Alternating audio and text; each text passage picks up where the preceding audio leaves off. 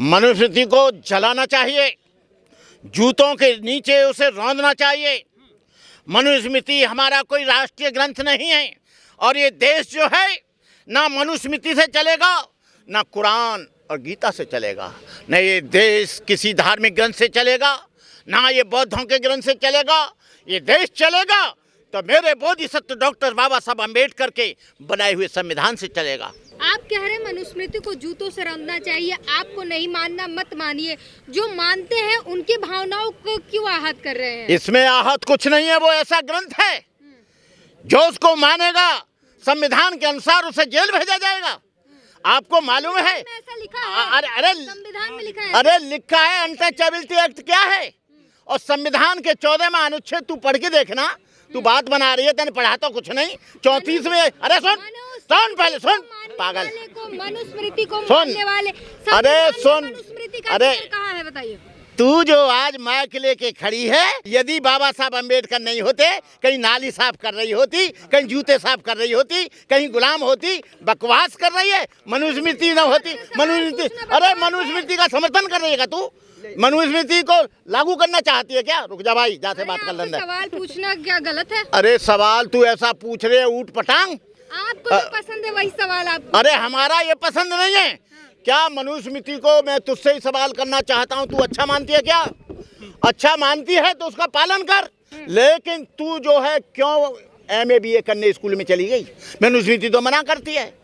तू क्यों ये पैंट बुशर्ट अच्छे कपड़े पहन के आ गई? क्यों नहीं लहंगा पहन के आई? क्यों नहीं घूमट मार के आई? क्यों नहीं कान में बड़े बड़े झुमका पे? अरे पैर, ये तेरा निजी है। मनुस्मृति के आधार पर वो होता था पहले। अब बाबा साहब अम्बेडकर तुझे स्वतंत्र कर गए, अब तू बड़बड़ कर रही है मेरे सामने। कल परसों पैदा हुई है, एक बुढ़े आदमी से बात कर रही है। आप बदतमीजी कर रहे हैं, आपको ऐसा नहीं लग रहा कि आप बदतमीजी कर रहे हैं? अरे बदतमीजी तो तू कर रही है। आपको ऐसा नहीं लग? अरे तू बदतमीजी कर रही है, तू हमेशा बदतमीजी करके बकवास कर रही है। मत चल भाग, अपना ये ले भाग जा, भाग। बदतमीजी नहीं, हाँ बदतमीजी है, जा रिपोर्ट कर थाने में। ये बदतमीजी। आज के बाद में से बाइट लेने मत आना, बोल रहा हूँ तुझे। और सुन सुन सुन, पहले तू कैसे क्वेश्चन करती है? मनुस्मृति की हिमायत करती है? अरे मनुस्मृति की हिमायत करती है? अरे तो मनुस्मृति को मानना, कौन तुझसे मना कर रहा है? तेरा काम कुछ नहीं है, हाँ तो मानना। अरे तुझसे कौन मना कर रहा है? अरे रुक जा यार, तुझसे कौन मना कर रहा है कि मनुस्मृति को मत मान बेटा? तो मानना, अरे मानना, अरे मानना, मानना, मानना, मान तो सही। मानती क्यों नहीं है? काय को बाल में खेल के आइए। अरे मानना, कौन मना कर रहा है? आपको प्रॉब्लम है, आपको प्रॉब्लम है, आपको प्रॉब्लम। अरे सुनो बंदे जी, तो पूछ रही हूँ, सवाल ही तो पूछ रही हूँ। इतनी मिर्ची लगती है तो क्यों आते हैं जवाब देने? बंदे जी हम तुझे नहीं आए जवाब देने। यदि मनुवाद खत्म होता तो जितेंद्र मेघवाल को मूंछ रखने पे मारा नहीं जाता, इंद्रपाल मेघवाल को घड़ा छूने पे पीट पीट कर नहीं मारा जाता। यदि मनुवाद नहीं होता तो रामनाथ कोविंद जैसे जो देश का राष्ट्रपति होता है और राष्ट्रपति पहला नागरिक होता है, प्रधानमंत्री से बड़ा होता है, लेकिन जगन्नाथपुरी के मंदिर में उसको घुसने नहीं दिया। इन मनुवादी गवर्नमेंट ने, बीजेपी और RSS के लोगों ने नए पार्लियामेंट का उद्घाटन किया। उद्घाटन पार्लियामेंट का मुख्य जो है राष्ट्रपति होता है, लेकिन मुर्मू को नहीं बुलाया गया क्योंकि वो आदिवासी थी, वो शूद्र थी, वो नीच थी। ये कब तक चलता रहेगा? मैं यहाँ के देश के लोगों से आज 25 दिसंबर के उपलक्ष्य में, मनुस्मृति के दिन में, ये मैं कहना चाहूँगा, ये शूद्रों, सारे देश के शूद्रों एक हो जाओ। इस देश में जो असमानता की व्यवस्था है उसको उखाड़ फेंको। जो तुम्हारा शोषण, अत्याचार होता है, अन्याय होता है, तुम्हारी बहन बेटियों के साथ बलात्कार होता है, तुम्हारे ऊपर झूठे मुकदमे लादे जाते हैं, तुम मंदिरों में नहीं जा सकते हो, तुम कांवर भी लाकर जाते हो तो मंदिर में चढ़ने नहीं दिया जाता, तुमको मार मार जूते बाहर कर दिया जाता है। जब तुम्हारी बारातें चढ़ती हैं तो बारातों को रोका जाता है। जब तुम्हारे बच्चे स्कूल में पढ़ते हैं उन्हें मेंटली टॉर्चर किया जाता है। बेमूला जैसा व्यक्ति को यहाँ की असमानता के कारण यहाँ पर उसको आत्महत्या करनी पड़ती है। आज हमारे सैकड़ों बच्चों को जातिगत आधार पर, वर्ण व्यवस्था के आधार पर सस्पेंड किया जा रहा है, टर्मिनेट किया जा रहा है। एक लड़की ऋतु, वहाँ पर डॉक्टर ऋतु सिंह, वहाँ पर 2 महीना से हंगर स्ट्राइक कर रही है। यहाँ पर उसी को नहीं, यहाँ पर लक्ष्मण यादव को निकाला गया। मुझे खुशी हुई जब लक्ष्मण यादव को उसमें से निकाला गया। मैंने कहा एक टचेबल शूद्र को भी निकाल दिया जो यादव कम्युनिटी का है। यादव कम्युनिटी के लोग भी अपने आप को ठाकुर से कम नहीं समझते, ब्राह्मण से कम नहीं समझते। वो भी यहाँ के दलितों पर जुल्म करते हैं। मैं यहाँ के यादवों को, यहाँ के धोबियों को, यहाँ के कहारों को, यहाँ के लोहारों को, यहाँ के सुनारों को, यहाँ के कुर्मियों को, यहाँ के यादवों को, यहाँ के तमाम बैकवर्ड और शेड्यूल कास्ट के लोगों को कहना चाहता हूँ, 2024 का इलेक्शन आ रहा है। यदि तुमको देश बचाना है, संविधान बचाना है, शिक्षा को बचाना है, रोजगार को बचाना है, स्वास्थ्य को बचाना है, अपने बच्चों की जिंदगी को अच्छा बनाना है, यदि आप 2024 में आपने इस गवर्नमेंट को नहीं बदला तो आने वाली सल्तनत, आने वाले आपके बच्चे, आने वाली आपकी संतानें, आने वाले जो आपके जितने भी बच्चे हैं वो खत्म हो जाएंगे। पहले तो मनुस्मृति के दहन की इस तारीख के लिए मैं उन बाबा साहब अम्बेडकर का आभारी हूँ जिन्होंने अलोकतांत्रिक ग्रंथ को वर्ण व्यवस्था के आधार पर, जो ग्रंथ एक सोशल आइडियोलॉजी पर बना, मैं उस ग्रंथ की सबसे पहले घोर निंदा करता हूँ। डॉक्टर अंबेडकर ने जब पढ़ा मनुस्मृति को कि मनुस्मृति वो ग्रंथ है जो ये कहता है स्त्री शूद्रो नाद्यताम समणे जत पर परिपूर्णाम धारणा शरीर भेद उच्चारण जास्यत। जो ग्रंथ ये कहता है कि स्त्री और शूद्र के लिए विद्या वर्जित है, शूद्र के लिए अच्छा मकान रखना वर्जित है, शूद्र के लिए धन अर्जित करना वर्जित है, शूद्र के लिए अच्छे कपड़े पहनना वर्जित है, शूद्र के लिए उंगली से मंजन करना वर्जित है, शूद्र के लिए अच्छा खाना खाना वर्जित है, और शूद्र के लिए यही नहीं बाहुबल और धनबल और बुद्धिबल से मजबूत होना भी निषेध है। बाबा साहब अम्बेडकर ने जब इस ग्रंथ को पढ़ा, बाबा साहब ये सोचते थे कि बचपन से लेकर जवानी तक और जवानी से बुढ़ापे तक मुझ जैसे पढ़े लिखे व्यक्ति को बचपन में बाल काटने से नाई ने इनकार कर दिया, पानी पिलाने से मेरा इनकार कर दिया। बाबा साहब अम्बेडकर लिखते हैं कि जब मुझे प्यास लगती थी तो चपरासी मुझे प्याऊ के पास, घड़े के पास ले जाता था और वो मैं उस घड़े को छू नहीं सकता था, अंजलि लेकर मुझे पानी पीना पड़ता था, और जब चपरासी नहीं होता था तो उस समय कभी कभी मुझे प्यासा आना पड़ता था। बाबा साहब के नाई ने बाल काटने से इनकार कर दिया।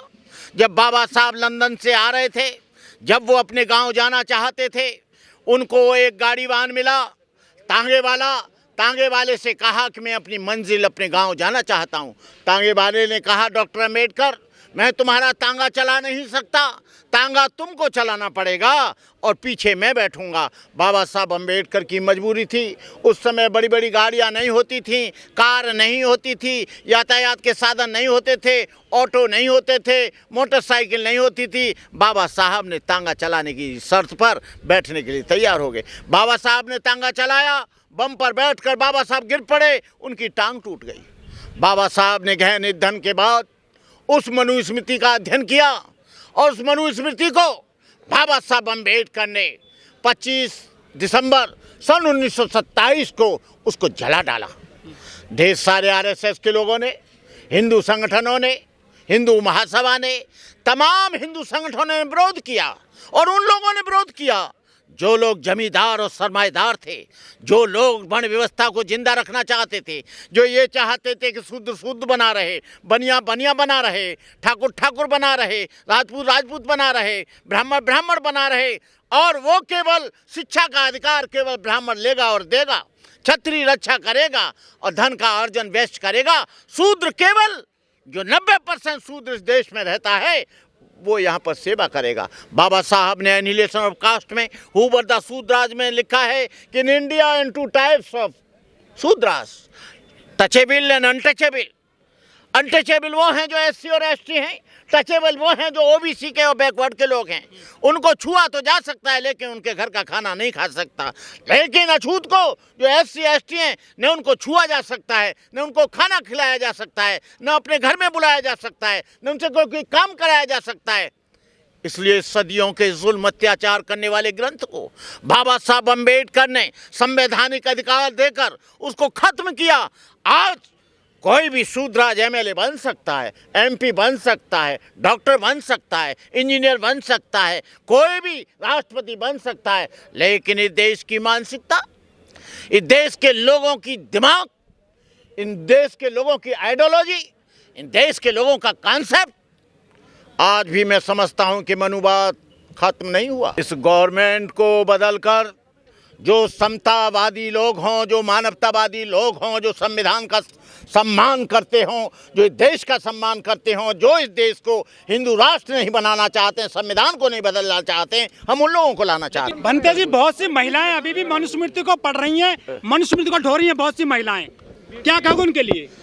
मनुस्मृति में केवल ब्राह्मण की महिला ही नहीं, क्षत्रिय की महिला ही नहीं, वैश्य की महिला ही नहीं, शूद्र महिलाएं नहीं, सारी महिलाओं के लिए उसमें प्रतिबंध लगाया है। सारी महिलाओं को शूद्र बताया है। सारी महिलाओं के लिए कहा गया है स्त्री शूद्रो नाद्यताम समणे तपजत पर पूराम धारणा शरीर भेदो चाड़े जाचित। ये मेरा क्वेश्चन नहीं है, ये मनुस्मृति का स्त्री और शूद्र के लिए विद्या वर्जित है। कुछ महिलाओं ने हिंदू कोड बिल का भी विरोध किया था देश में, बाबा साहब के हिंदू कोड बिल का विरोध किया था, बाबा साहब के पुतले जलाए थे, बाबा साहब के झंडे, जो बाबा साहब का आइडियोलॉजी थी उसको जलाया था। बाबा साहब का विरोध करने से कोई फर्क नहीं पड़ेगा। बाबा साहब की मूर्ति लंदन में लग रही है, फ्रांस में लग रही है, पूरे जहाँ पड़े थे वहाँ पर लग रही है। बाबा साहब का विचार मूर्ति तोड़ सकते हैं, विरोध कर सकते हैं, लेकिन बाबा साहब की जो आइडियोलॉजी है, बाबा साहब का जो कॉन्सेप्ट है, बाबा साहब का जो विचार है, वो जब तक रहेगा, जब तक ये सूर्य और चांद और समुद्र रहेंगे तब तक रहेगा। बाबा साहब इतना काम करके गए। मनुस्मृति को वो लोग जिंदा रखना चाहते हैं जिन्होंने हजारों साल से मलाई खाई, जिन्होंने हजारों साल को 90% लोगों को गुलाम बनाया, जिन्होंने हजारों साल बिना करे धरे, बिना परिश्रम के, बिना खेती करे अनाज भी लिया, दाल भी ली, आटा भी लिया, खाने के घी भी लिया, सारा साधन लिया, और मनुस्मृति के आधार पर वो मनुस्मृति को जिंदा रखना चाहते हैं जो शूद्रों को गुलाम बनाना चाहते हैं, जो एमपी न बने, एमएलए न बने, कलेक्टर न बने, आईपीएस न बने, आईएएस न बने, आईपीएस न बने, उन लोगों के लिए उन्होंने ये किया। वो लोग इसको चाहते नहीं हैं। वो नहीं चाहते कि शूद्र डॉक्टर बने, इंजीनियर बने, वो चाहते हैं। यहाँ पर 2018 में संविधान की कॉपी जलाई गई थी जंतर मंतर पर ही, मुझे मालूम है, मैं आया था, यहाँ बहुत बड़ा कार्यक्रम किया था केपी चौधरी ने और सारे लोगों ने, मैंने दिया था। संविधान कौन जला रहे हैं? वही पांचों चारों के चारों ब्राह्मण थे। उसमें एक भी बैकवर्ड का आदमी नहीं था, उसमें एक भी मुसलमान नहीं था, एक भी ईसाई नहीं था, एक भी सिख नहीं था, एक भी पारसी नहीं था, एक भी दलित नहीं था, एक भी आदिवासी नहीं था। वो लोग थे जो आज जिनकी कुर्सी हिल रही है सामाजिक दृष्टि से।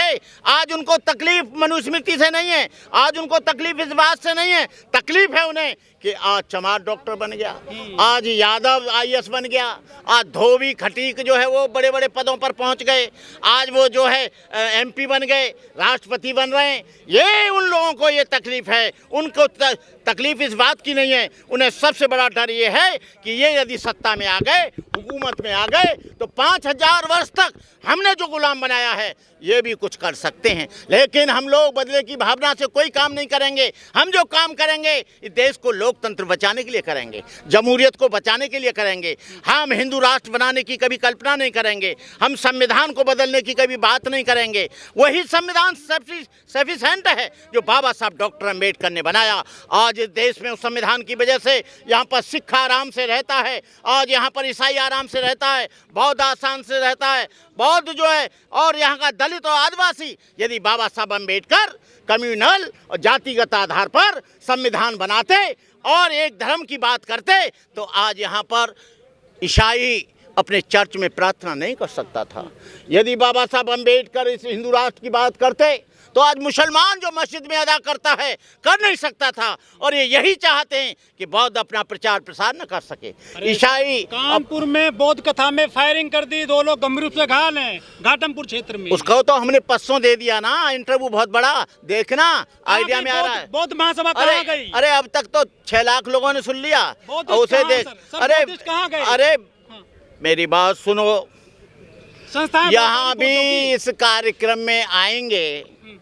मैं ज्यादा तो नहीं कहता, आज जो हिंदू है वो बौद्ध बना रहा है, कहीं उसका जनगणना में नाम बौद्ध का नहीं है, कहीं भी उसका लिखित में नहीं है, कहीं भी उसका वो नहीं है, समझे, अखबार में रिकॉर्ड नहीं है, कहीं रिकॉर्ड नहीं है, ना उसने नोटिफिकेशन किया है, ना बुद्धिज्म को एडॉप्ट किया है। आज जो हिंदू लोग हैं वो बड़े बड़े मंचों से बौद्ध बना रहे हैं। अरे तुम स्वयं तो बौद्ध नहीं हो, उन और लोगों को कैसे बौद्ध बनाओगे? बौद्ध धर्म की एक प्रक्रिया है, पहले नोटिफिकेशन करना पड़ेगा, फिर उससे वहाँ जाके डीएम के यहाँ वहाँ से परमिशन लेनी पड़ेगी, अखबार में देना पड़ेगा, फिर आपको एक हल्फनामा देना पड़ेगा, तब बौद्ध बनेगा। बौद्ध का ऐसे नमो तस्स भगवतो अरहतो सम्मा सम्बुद्धस्स बुद्धं शरणं गच्छामि धम्मं शरणं गच्छामि संघ, ये बौद्ध थोड़े बनेंगे। इसीलिए यहाँ करोड़ों लोग हर साल, कोई कहता है 2 लाख बौद्ध हमने बना दिए, 50 लाख हमने बना दिए, 1 करोड़ हमने बना दिए, लेकिन उनकी संख्या आज के समय में 8.4% 84 लाख है। कहते हैं 5 करोड़ को दीक्षा हो गई।